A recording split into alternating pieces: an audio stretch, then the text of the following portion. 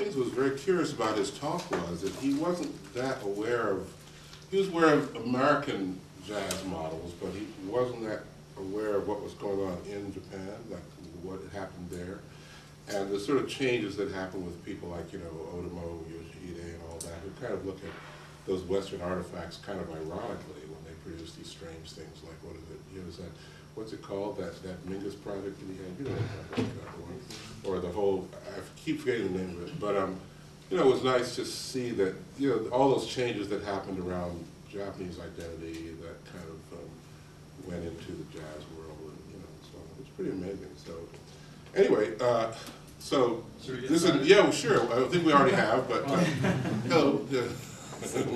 So anyway, let me just kick this off. Thanks everyone for coming. We are here with George Lewis, and I'll introduce him in a second. But the basic part of what's happening here is that this is part of an ongoing series on the future of music studies and sound studies. And the background is that a number of faculty in the School of Music and elsewhere in the university have been trying to kind of sort out and think about how graduate education and the study of music and sound could really be expanded, loosened up, transformed in some various ways in response to the changes that are sort of have been taking place for some time within disciplinary sort of practices themselves. So, you know, people crossing all sorts of boundaries, doing, you know, various interesting things in terms of their own work, and trying to kind of like harmonize that with some sort of structure that facilitates those kinds of things. So that's sort of the interest, the context for the conversations.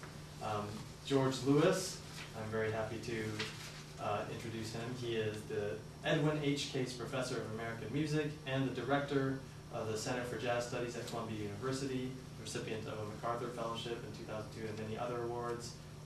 He's justly famous as a key member of the AACM, the Association for the Advancement of Creative Musicians, since 1971, and he's, you know, a kind of, he does a million things. He's an amazing composer, improviser, performer, scholar, speaker, you know, thinker, mentor, et cetera, et cetera. It sort of goes on.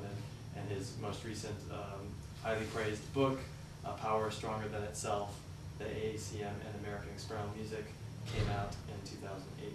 So without further ado, I'll introduce George Lewis, and he's going to kick it off by just talking a little bit about, you know, just kick it off with some few ideas in terms of the issues that were graduate education and your experiences at UCSD and Columbia, and then we'll sort of take it from there. Okay. Well, you said the future. You said the future of music. Is that right? Well, music Do studies. you remember those things? Future of music. You know, I have a couple of people that were students at UC San Diego where I taught there. You remember the one with Robert Ashley, when Bob Ashley came talk about the future of music? See, just before he went on, you know, we were talking. He said, "George, I can't talk about the future of music. I'm 70 years old." Probably didn't hear that part. But but in fact, maybe the present is where I'm not much a futurologist, but and I won't really get into my background. Well, maybe I'll throw out some red meat if I have any to offer, and we'll see how it goes. One of the things that occurs to me about any sort of notion of music and sound studies. Well, let me start here.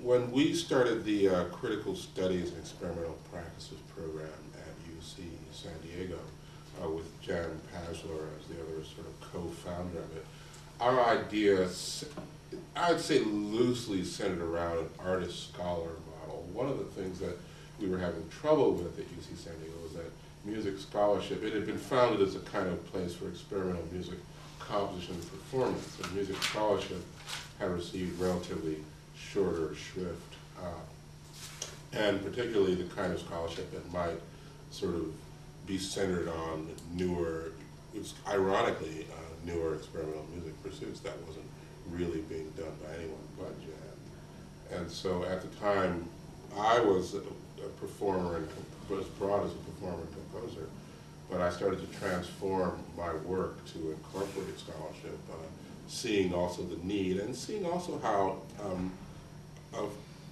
a focus on scholarship might aid me in advancing certain practices that I felt had received less attention than they should in the field. And so I developed, as some of you probably know, my particular hobby horse, which is improvisation.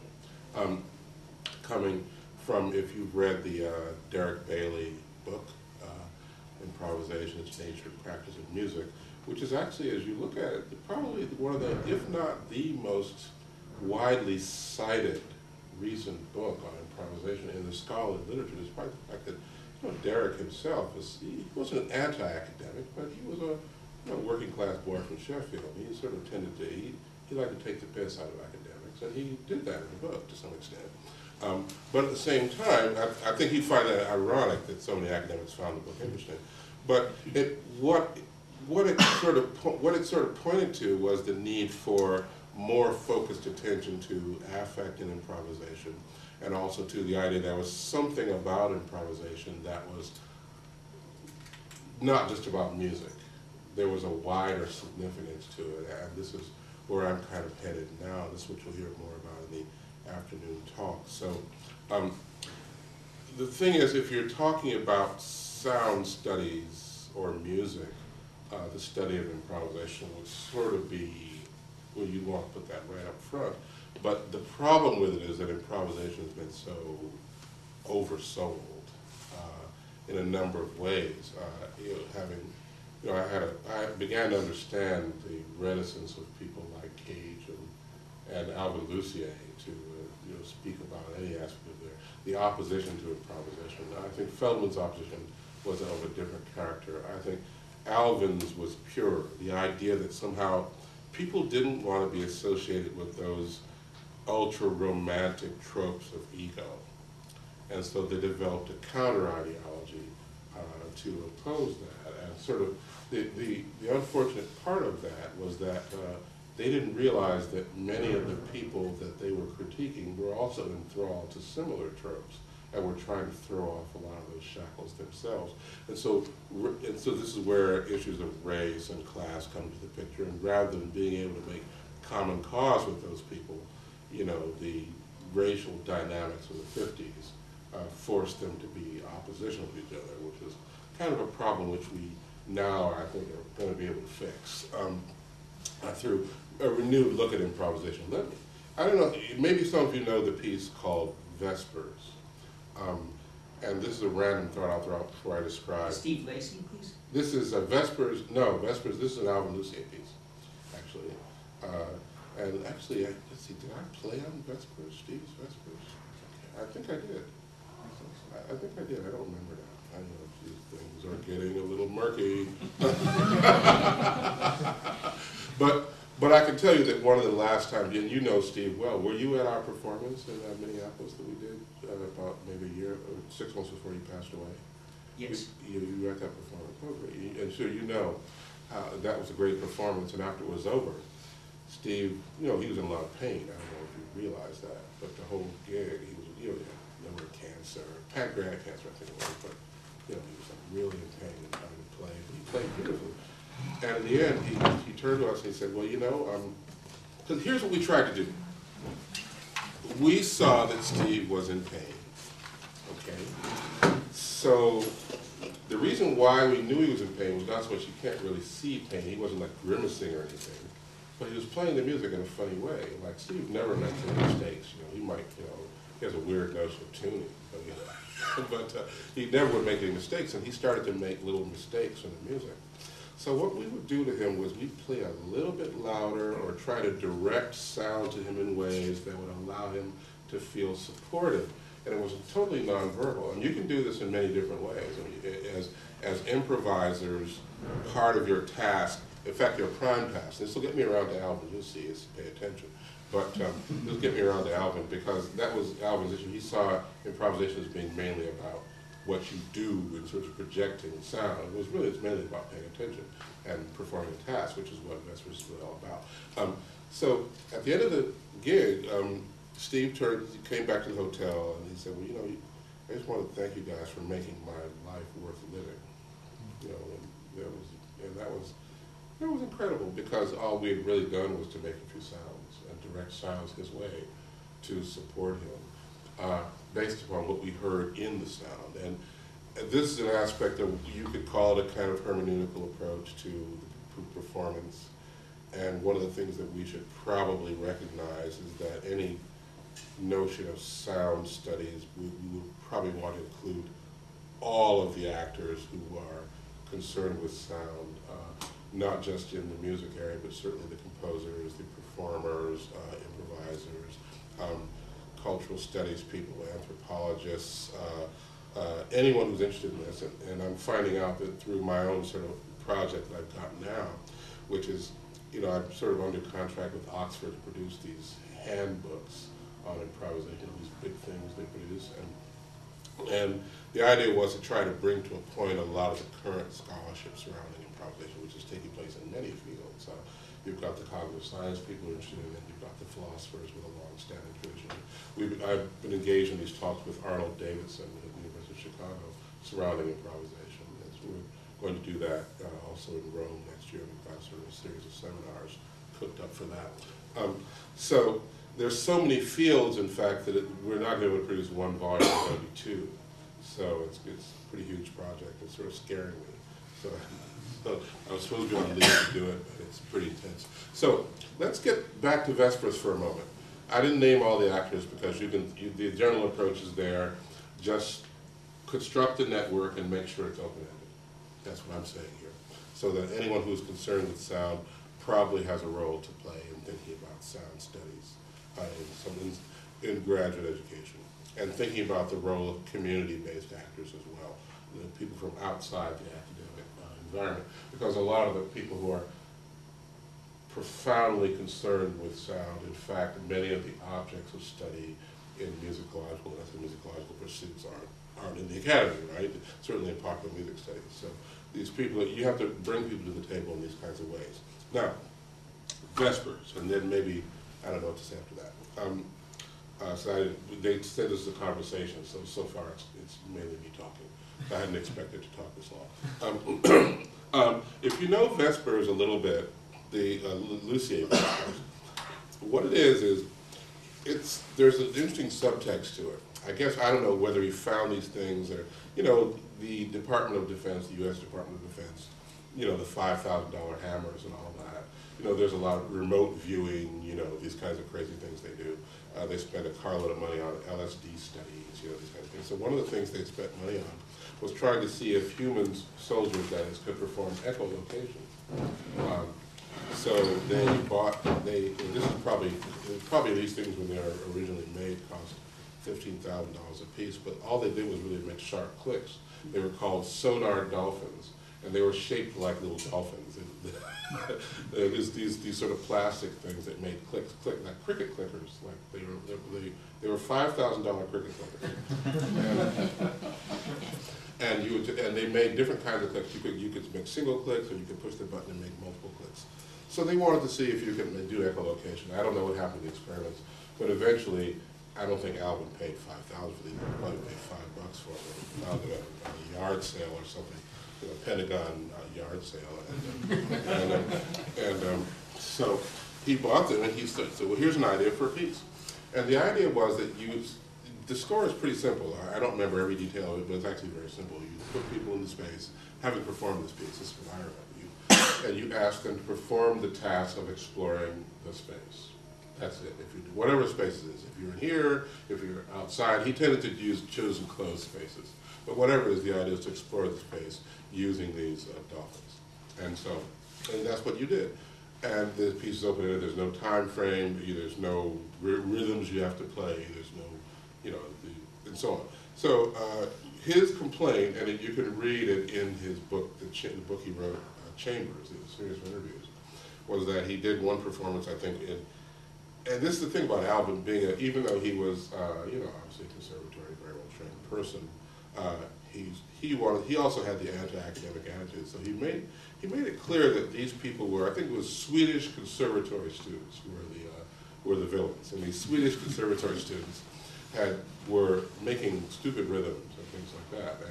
And he said, well, they improvised instead of performing the piece, which was the piece was to do a task. Instead of that, they were improvising. And so they made those, I can imagine what they did, click, click, click, click, where they and I could imagine it was terrible, and he was very offended. But at the same time, he had imagined that, first of all, if it was improvisation, it was probably pretty bad improvisation, and that right away, bad improvisation. Who likes bad music? And then the other, well, some people do. After all, there's a book. The music we love to hate.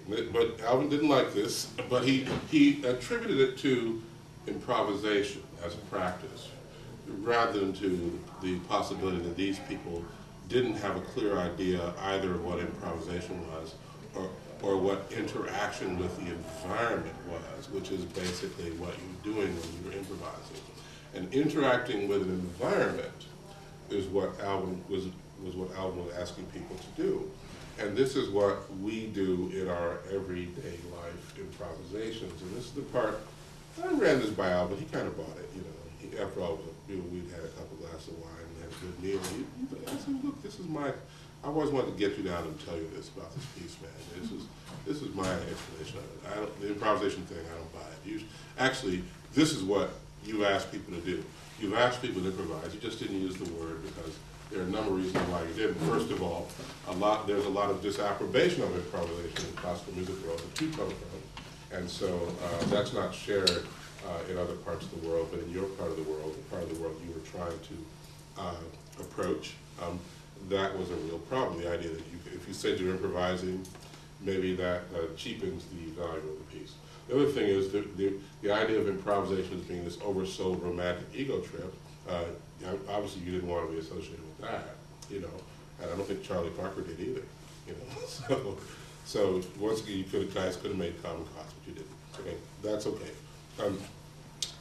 But the other part of it is that improvisation is mainly about attending, and this is where we get connected directly with sound and sound studies. That the idea that somehow you are basically attending to an environment and finding features in that environment. In other words, a kind of feature extraction that you're performing more or less in real time based upon your personal history, based upon your analysis of situations. And this is very much an improvisative process itself. Before you actually play anything or do anything or think or make an action, the action of attending and listening is already the first improvisation that you're doing. And so this ends up being kind of a human or even an animal birthright. And certainly I spend a lot of my time doing it with machines, so increasingly this is where I come to the understanding that if a machine can do it, probably we should be kind of thinking about it as being something that's a little bit more universal than we're used to thinking about things in the academic environment. So that sense of attending, that sense of being part of something, that sense of multiple framings of context that are going on, these are things that are shared between musical people and the rest of the world. What's good about being a musician, and this is one thing I've come to realize maybe a little bit more recently, is that because music, for well or ill, even classical music, has spent so much time thinking about improvisation, whether they spent time hating it or making propaganda against it or loving it or defending it, whatever they've done, they spend a lot of time with it. They probably spent more time with it than, let's say, visual artists have, or perhaps dance people, or other performing arts.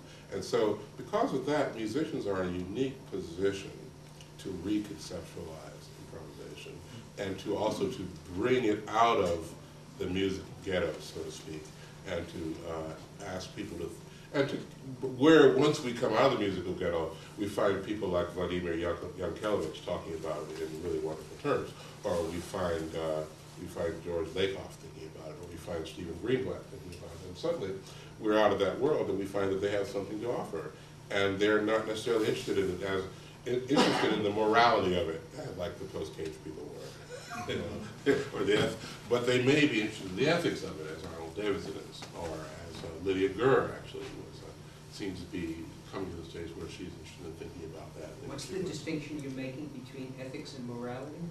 Well, I'm not making a distinction yet. I'm just trying to lay out an overall landscape, but please, let's come back to that in a moment. But right now, I'm just trying to put a landscape out there. So let's see, where does that leave us? that puts us in a space where we've got a kind of radical interdisciplinarity, but then when we're thinking to step back into graduate education, we've got this notion of field that we have to kind of address. Just because people do get, PhDs in something, and it's very hard for people to go out into the world. This was our problem with critical studies and experimental practices. We had explained to them for purposes of writing recommendation letters and the like that it was, well, this is a combination kind of, you know about ethnomusicology and musicology. Well, it's sort of like a combination of that, but they're also composing or they're improvising or they're doing these other things. And so, and now that we've said what the overall landscape is, please actually look at the person's work and see how it might fit into your area. Because a lot of these people might be trying to apply to get, in other words, sound studies isn't, need not take place just in music departments. We would probably want to, say, adopt, well, the model of ethnomusicology that Columbia pursues is that people are basically anthropologists who work on music, and so they should be able to get jobs in anthropology departments and not just in music departments. And so and they should also be able to get support, that is to say, grants and other kinds of support from the anthropology community. So we're looking at ways in which social networks and professional networks are part of the discussion, and we don't want to just talk about sound or music or whatever, but we want to talk about these social networks in the same way that social networks influence the reception of Vespers or influence the composer's own understanding and historicization of what the piece is about. So I don't know. I mean, that might be an interesting preamble, or it might not be. So do people have responses to that, or issues, or whatever? Or we could start with, what do you think? I mean, I don't know. See, the thing is, what my wonder. Please go ahead. So I wanted to ask you with regard to the hostility that traditionally, at least recent tradition, has greeted improvisation in quotes in classical music. As I'm sure everyone knows here, Bach improvised extensively, and Beethoven improvised extensively, but in the post-war period, there are people like Schwecke, Cornelius Cardew with the Scratch Orchestra, Gavin Bryars, who make extensive use of improvisation. Both Cardew, well, all three had background in experimental music with MEV, with Eddie Prevost, and Bryars as a bass player. I've corresponded with Bryars where, for him, Scott LaFaro is a god. And so it is not uniform that serious classical composers are disdainful towards improvisation. Well, let me sort of respond to that and see where you're headed. Let me just, you probably know, because we talked about Derek's book, for example, that the first edition of Derek's book, Gavin Bryars had a whole part about why I'm against improvisation now. And that's a part of his book, and he's talking about how it was that whole thing about you don't want to be in a situation where the painter, you have to have the painter around to see the painting and all those kinds of analogies. Okay. Then I think the second edition he kind of softened his viewpoint. Now I never met Gavin, but then John Zorn cooked up a gig in London where we all got to play together. That was a couple of years ago. You can't believe this group. It was like Milford Graves, Gavin, who else? Tony Oxley, Mike. Who's that guy? The screaming guy, Mike Patton. Bill Laswell. It was ridiculous. So Gavin is on there, and I mean, I'm just telling you this, and it was very interesting to meet him because that whole thing about improvisation that as you just mentioned, came up. And because, see, I don't know about you, but it's just not about individual approbation or disapprobation. It's also about a field that you have to interact with. And it seemed to me that what he seemed to be telling me in our conversations over dinner and the like, the message I was getting was that he wasn't so much personally opposed to improvisation as concerned about the effect that improvising might have on his other goals as it has a composer. And that was a field issue. That's not a personal issue. So in the end, it was like he told me he hadn't actually performed an improvisation in a number of years. So I said, okay, that's okay. You know. It's kind of like you know, the whole conversation reminded me of that old Dick Gregory joke when they're in the South and the guy says, hey, we don't serve Negroes here. He says, that's all right, I don't eat them. so it was kind of... I wanted Richard had a question, so I wanted... But let me just finish this and then we'll get to that in a second. Okay. Go ahead. But what I'm trying to conclude from this is that in his improv, he was trying to find a way, in a way that seemed to me a bit like the horse had already left the barn. I mean, I guess in the world, being a generation ahead of me, and you have to remember, I think that, you know, people like the people you were talking about, Cornelius and Gavin and Frederick Chesky and others, you didn't really have a background in experimental music. They were experimental music. You know, I have a background in it. It's because of interacting with them. You know, but they didn't have a background. It was like there was no, as Bob actually told me, there was no career when they started. There really wasn't even a thing called experimental music when they started. So it's not that they had a background. They were helping to construct it, and so they constructed it along lines that ensured that it would fall apart because of certain kinds of conclusions that were basically incompatible with their goals. And one of the ways in which the incompatible, in other words, in order to embrace improvisation at that time, that was a transgressive act. I think you'll grant me that. I don't think improvisation needs to be transgressive today. So, sorry. I think from what your remarks, I wanted to maybe ask you to spin off in a couple of directions. Maybe the first would be, and I'm going to try to relate these two. The one is really to maybe ask you to say a little bit about what your understanding of are the stakes for the question of improvisation with respect to music studies. Because it seems to me, you know, if you think about, you know, historical musicology, you know, I think its relationship to the question of improvisation is actually fairly interesting. Not the least of which is the degree of its immeasurability and the way that you know, historically, I think, at least in the 20th century, has run up against the pseudo-scientific you know, goals of a positivist musicology of measuring, right? And then to the extent to which that represents a lack of discipline intellectually.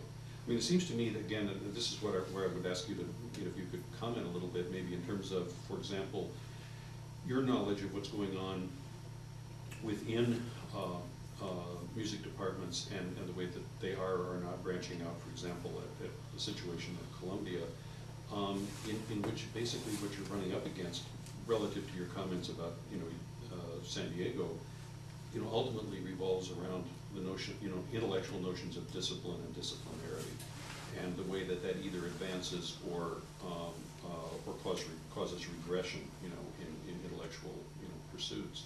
So I'm wondering if you have a sense of, because it's I'm sorry to go on so long, but it seems to me that a great deal is at stake over the question of improvisation that obviously informs musical practices, but also intellectual practices.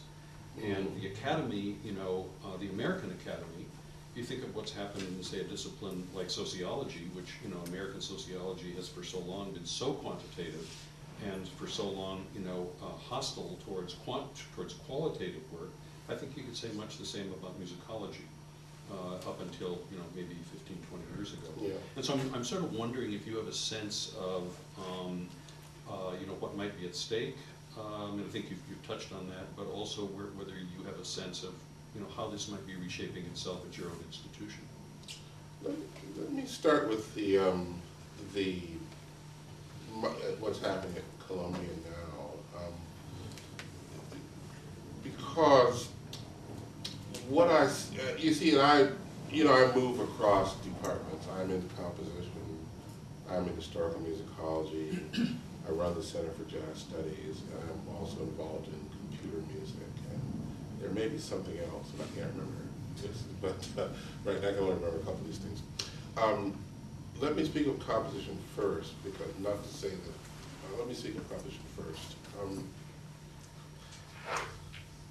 Composition has traditionally been, let's put it another way. Even though you find that in a lot of music departments, the composers and the musicologists, sort of like composers and critics in the professional world, they're fighting a little bit.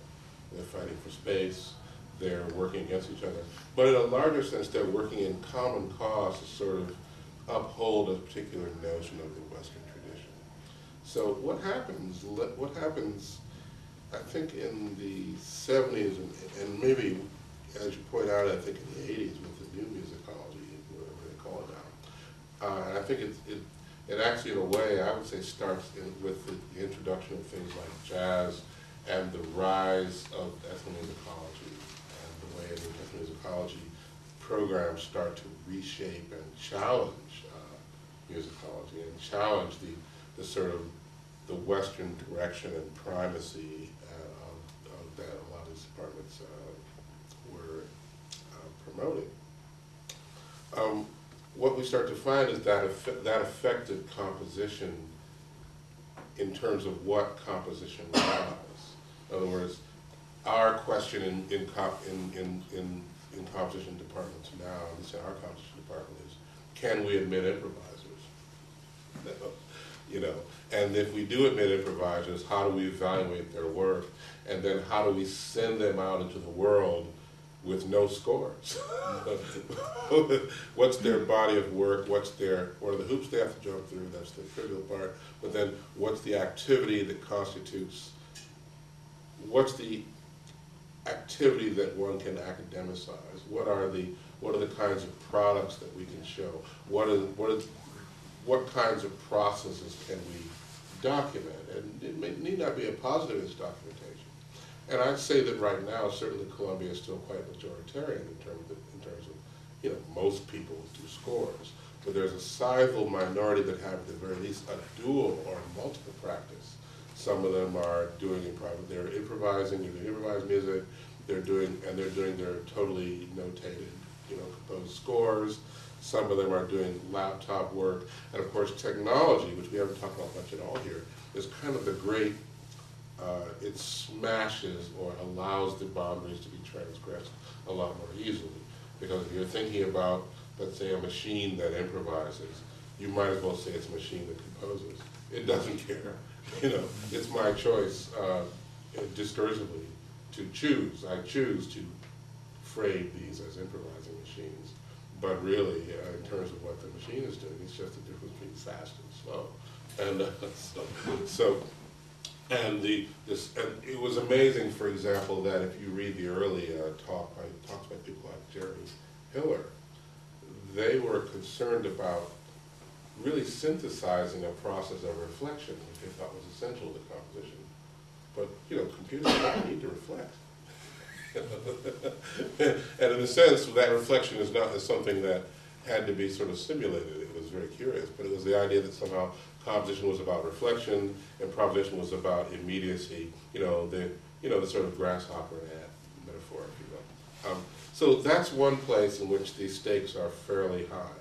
Now, on another side, working in musicology, what I've found is that Columbia has been remarkably open to people who want to work on what are by now improvised music traditions, people who want to historicize, for example, I have a student working on technology in black music. Let's say a lot of the people like Eddie Harris who are working on homemade and commercial technologies to produce new forms of improvisation, and the way in which that intersects with ideas about race. Somehow, except for Greg Morris on Mission Impossible, no one was really, no one was really doing anything there. So, and I think what happens there is that admitting those kinds of people into the process, because there's not a notion of you're not dealing with people, they're historicizing processes and practices rather than historicizing products in the form of scores, which is the place where positivism can sort of have free reign. What started to happen in jazz studies was that being maybe a few years behind in some respects and trying to also get respect from traditional musicology, they started to positivize the work.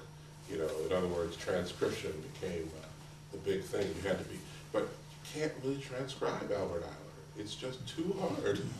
And if you do transcribe it, it's not one of those resynthesizable things. A lot of the transcriptions are designed to be resynthesized. You can play it back, but you can't do that with this movie. So you're talking about a kind of, as you said, a kind of, there's an inaccessibility there to positivist methods, or at least to those kinds of methods. So instead of that, and then the problem then becomes, how do you address notions of affect? And what I'm starting to find is that this is an area where musicology has not been that successful. It's unfortunate in a way. And maybe some of you saw the foreword I did to Jan Pausler's book, which started out as a kind of review for Oxford of the book, saying you should publish this. And then they said, well, actually you should publish it. And so we did, and it's sort of a challenge to musicology, framed with the idea that Jan is sort of doing this. Professor Pausler is kind of making that challenge to musicology. Any significant, it's not going to be enough to borrow from this or that famous person anymore. If you read, let's say, Gadamer, when it comes to sound, it's not very interesting. And so you start to think, and if people who are using that haven't really looked maybe at the possibility that it's not that effective, or you'll go to conferences and someone will try to bring Kristeva out of the bag, or that that one essay by Barth, which has been written to death on The Voice, it doesn't work now. And so it's a kind of, I don't want to accuse people of being lazy, but we're going to have to do better as a field to develop a kind of musical or sonic hermeneutics that really works, that comes out of the field itself. It was great that musicology is in dialogue, but now we have to bring something to the table, because one of the main complaints of musicologists that I find, and certainly my own faculty in the meetings, is no one listens to us. In other words, we're not in the New York Review of Books, or whatever, or maybe they have one or two key people they always put in, Charles Rose or whatever. So the thing is that what happens there is that's not entirely, that's sort of our fault, I think. We're going to have to do better. Or they put Richard in a lot. He gets it there, but Truscott, but a lot of people don't.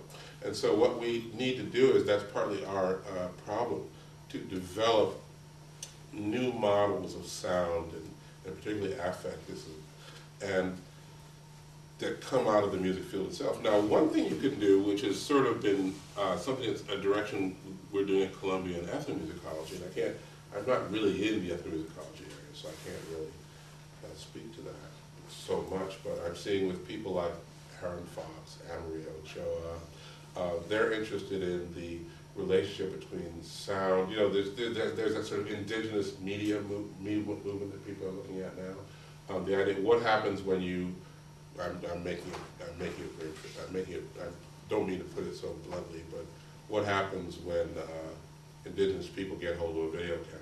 And what do we see at that point? What are we going to see and hear? How is that going to affect, how is that going to intersect with ideas of intellectual property in the West? How is that going to overturn certain notions about cultural property or sort of affect that? So all that can be a part of sound studies as well, on the sort of, and certainly in anthropology that becomes very important, and it's a very different way of thinking about anthropology in sound than, let's say, what the sort of what Stephen Feld did with the famous Kaluli study, or what Perlman has been doing. So we need all of these kinds of things to be brought to the table, but I think a lot of the thornier issues of theorizing sound come from the, I don't know if this is answering your question anymore, but you're sort of like maybe I sort of going off on a tangent, but I'm going to go there anyway. One problem that I'm finding now is that there's just not enough words out there. You know, we're not producing any, you know, it's either listening or deep listening, and that's it. You know, it's just not enough.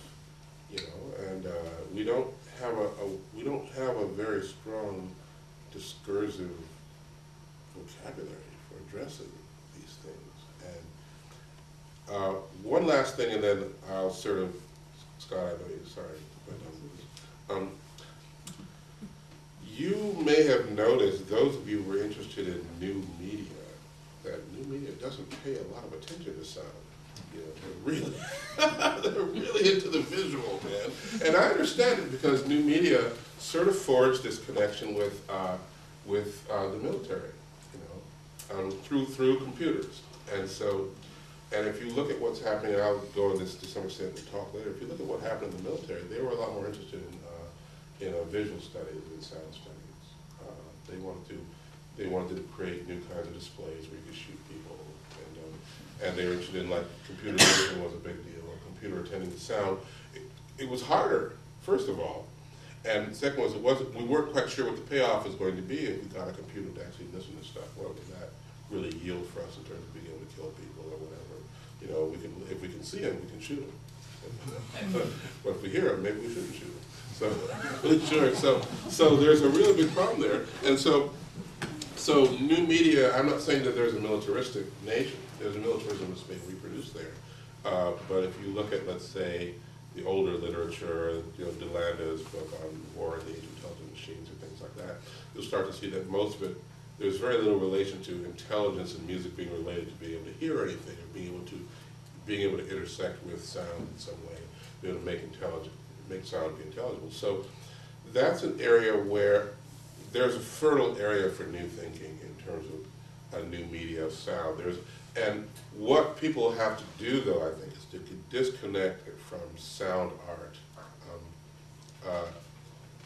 Once you start to get disconnected proposition from art making, that's when you start to make progress.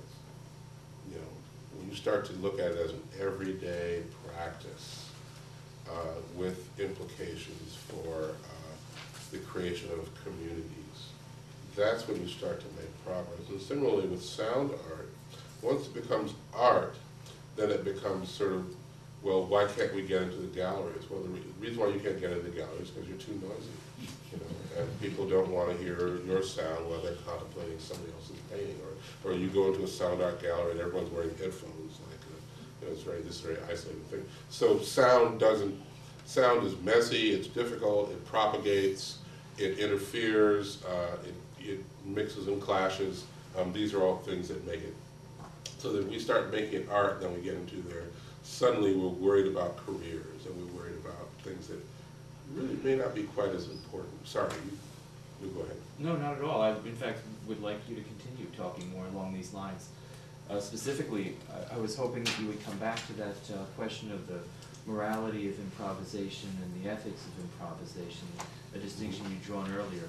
My gut feeling as you did that, especially as you elaborated subsequently, was that you drew a distinction between the values of the field, in this case the field of composition and musicology, making judgments of good or bad about improvisation as a practice, versus, I think, what you're getting to later, the ethics of improvisation, its relation to community and the building of community. And with that, I thought the one thing that occurred to me as you were speaking about not having enough words, we probably don't have enough of them in English, but it did immediately occur to me that you were kind of heading in the direction of the Arabic sama, or audition, as something that brings in this notion of attending, and also the possibility that process of attending also has ethical and spiritual, metaphysical connotations. I wondered if you could, first of all, tell me how far off base I was on that distinction, and elaborate a little more on the morality, the politics and ethics and morality of improvisation. This is why it's good to have conversations. I mean, suddenly you realize, and this is why it's good to make sure that these conversations are not only interdisciplinary but transnational as well. Because suddenly we are in that space, and that brings up right away. We may not have enough words in English, but how many languages do we have which you can think about second? Well, we may have to start, theorists may have to start investigating these things. And of course, this is where ethnomusicology and anthropology starts to play a really important role. But I don't really also see, if musicology starts to become the musicology of the West, and we look at it in that way, then we're stuck. And there's no reason for that. There's no reason for that. So let's get into the ethics a little bit. I'll say that by way, I'll start by way of a conference we had. As the director of the Center for Jazz Studies, our sort of new, I got a chance to really redirect the mandate a little bit. There was this kind of notion of kind of jazz culture, and it was all about America. First of all, I thought, well, okay, but jazz is played all over the world, so we've got to have more of an international focus. The second thing, and of course, with all those musicians playing all over the world, you can't stay in New York and survive, or wherever you live, you can't do it. So you've got to get out and about. You have to develop kind of world audience. So it was obvious that since the world audience had been developed, we needed to address jazz and the people who were theorizing it and thinking about it from wherever. Now, the other thing was that the super category of jazz is, of course, improvisation. So improvisation intersects with jazz as being a lifeblood practice of jazz, but also being able to move beyond the specifics of jazz, because there are so many cultures in improvisation that I'm going to be, I would probably say, is probably the dominant mode of musical practice in the world. So the people who are sort of concerned about their one little area and sort of defending it, it looks so petty now in an era of globalization. It's not a promising way to proceed. So what we're kind of faced with is the idea that, for me, I kind of felt that we needed to bring jazz into dialogue in the way that musicology had been brought into dialogue with other fields of intellectual endeavor, to sort of heighten that, and to bring jazz into dialogue with these fields. And so one of the most obvious, it seemed to me, was philosophy, because there are so many people thinking about improvisation. So we developed a panel, and had Arnold Davidson at the head of it. Now, Arnold Davidson is sort of a Foucault scholar in a way. He's been working on sexuality, but lately he's been working on improvisation, specifically jazz. And so I asked him and four other people, Lydia Gurr, let's see, Lorenzo Simpson, Eric Lewis from McGill, and one other person, Bernie Gendron, to think about improvisation and ethics. And one of my touchstones for that is the wonderful essay by Greenblatt called Improvisation and Power, which is in that Renaissance self-fashioning book. And it's also published in, I think, an edited volume, Edward Said edited volume, included the same essay. And basically, just to make it kind of simple, for Greenblatt, his paradigmatic improvisers are Iago in Shakespeare and Hernan Cortez. Ouch. Well, very good, because what we start to see is that, and also Todorov also makes some comments on the same lines, I think with the conquistadors as well. Well, okay, improvisation, we have to say, well, Iago is a pretty dastardly character, right? But he is an opportunist. And so certainly Hernando Cortez can be thought of in that way. And improvisation is about attending to and thinking about opportunities. And of course that could happen for well or ill. We need not ascribe, this is what we get to, we need not ascribe to improvisation any notion of, the correct path or ethical responsibility to community, or one's ethics can be completely malevolent and still be improvisation. So what we need to do is look at the process and look at the affect rather than trying to ascribe to it the idea, well, it's obviously going to be good, because it's not going to be good. We have no problem. So we'll need to address that. Now, so these people, what Arnold was trying to get to in his talk was to look at the way in which, look at how improvisation, the sound, we were able to infer the ethics from the sound, to infer direction, to infer, and I'll give you an example. I don't know how much time we have, but this is,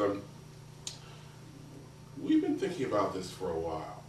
There was a wonderful conference. It was a month, there was several, I think they only had the first two before they ran out of money. Copenhagen in '94, I think it was the European Cultural Capital. And so a group of people, including a science writer, Tor Nørretranders, I can't, obviously Danish now, he developed the idea of something called the mind ship. And the mind ship was supposed to be a set of long-term interdisciplinary conversations that went on for a month, every day, daily seminars all day, between selected groups of scholars in different fields. Our group was theater people, composer, improvisers, neuroscientists, and physicists. That was our group. So we got together for a month. And it was extraordinary. What happened was the theater people kind of left the group for a while. They left the group because people were trying to talk about issues of indeterminacy, of improvisation, and what it turned out was that the improvisers and the neuroscientists started to get together. Because the neuroscientists, among them were people working on autism. And there's that whole, this is probably an old discourse by now, but at the time there was the theory of mind thing, this sort of theory of mind, where it was all about intentionality and the idea of central coherence and how people make sense of the world and make sense of gestures, and how we sort of, they call it reading minds. How do we know what people want? And it goes on in so many different ways every day. And of course musicians talk about it, or performers talk about it all the time. The audience seems to be sitting on its hands. And it could be that's an intention that you get somehow. It may or may not be true, because there are cross-cultural or intercultural issues there with that kind of attention. But still, there are these kind of fundamentals. One of them was, that we learned from this, was that you have to be able to distinguish between what you believe or intend and what other people intend. So there's right away, there's a notion of you versus other, okay? And this is something that apparently a lot of the autistic people they were working with had trouble with. Another one was the idea of being able to interpret gesture in terms of wanting to infer intention. And then they were very surprised to find this is what we do as improvisers, musicians all the time, and actually we were pretty good at it, because we've been thinking about it for a long time. People like Mary Oliver was at this thing, and she was able to be very clear in describing her process of improvisation, which is, if you ever read, this is a very interesting dissertation that her dissertation was kind of a, I would call it a pioneering attempt to address some of these issues from the standpoint of a performer practitioner. Very successful. And she was even more successful in describing this process. And along the way, there were other things. You know, Richard Barrett was there too, and she was playing Richard Barrett's piece. And I don't think these people had never seen what contemporary music looked like. So we had the score up there, and you know how Richard Barrett scores look. If you don't know it, you know it looks kind of like, you know, never mind. There's just a lot of stuff on the paper. And you know, Shannon knows what it looks like, and Pat, you know, people who play that stuff, you know, and you're just wondering, you know, what is this? So there were a lot of field issues related to just currency in the field. Of course, I had no idea. You know, I was back with the Copenhagen interpretation of, you know, quantum mechanics. I had no idea what they were doing since then. So they were trying to really bring us up to, we were trying to bring each other up to speed on these things. But what I'm trying to say here is that if we're talking about new modes of discourse, as you say, if we're talking about ethics, we should be able to, and this is Arnold's point, we should be able to hear the ethics. And I'm finding that for myself, I feel a little more confident about being able to do that, and so than I have ever been. And my problem in terms of scholarship has been able to bring that out to the stage where other scholars and readers can experience that. That's a very difficult process. And so this is why I think we need assistance. I mean, Arnold certainly believes it, you know, and he's the first person I encountered who actually was able to, with reference to, let's say, Aristotle, bring that to the stage where I could understand it. Or actually, this represents my experience in some way. And that's all I can really say about it. I mean, hearing ethics, it seems absurd, but it's not. Yes? You mentioned a little while ago your view of the futility of trying to transcribe Albert Ayler's solos or improvisations. It seems to me that there's an English music critic, I'm not sure if he's still alive, Max Harrison. Still around, I think. Harrison's still around, isn't he? Yeah.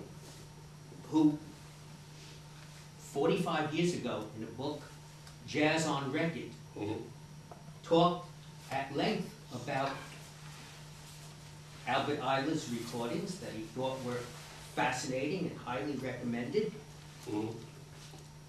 And he made a comparison with the novel Ice by Anna Kavan, K-A-V-A-N, an experimental, in quotes, science fiction novel in which a woman finds herself the last person on Earth, maybe analogous, but written much earlier than David Moxon's Wittgenstein's Mistress. And Kavan's novel is really wonderful. I discovered her. Anna Kavan? Yes, K-A-V-A-N. Oh, yeah. I'm on the search for new science fiction, I guess. Go ahead. I would also recommend David Moxon, Wittgenstein's Mistress. But I had the very good fortune on New Year's Eve of 1964 seeing at Lincoln Center concert, Miles Davis Sextet, Albert Ayler playing with John Coltrane. I believe the unique time they performed publicly together, and it was... You were there, wow. It was great. Really marvelous. His brother Donald was playing too. But just, I've been fortunate in my life, growing up in New York City during the late 50s and early 60s, of seeing Monk, Mingus, and Coltrane repeatedly. And you know, I'm just very lucky having had that opportunity. Living here for the past almost 30 years, while there is a jazz scene, it's not New York, it's not Chicago, it's not Boston. I make do, or try to. Well, I don't know. You know, my impression is there are a lot of cool people here. You know, but you know, the thing is, it's always kind of funny. I mean, I used to feel I was, you know, born, I keep thinking I was born too late. You know, then I decided that I really wasn't, you know, that I was born kind of at the right time. You know, you almost got me there. You almost made me feel I was born too late. You know, it was kind of like, you know, when at this panel I was describing when Lydia confessed that she was a bar girl in a jazz club in London at age 18. I thought, well, I would have seen that too. But you know, we're here and we're okay.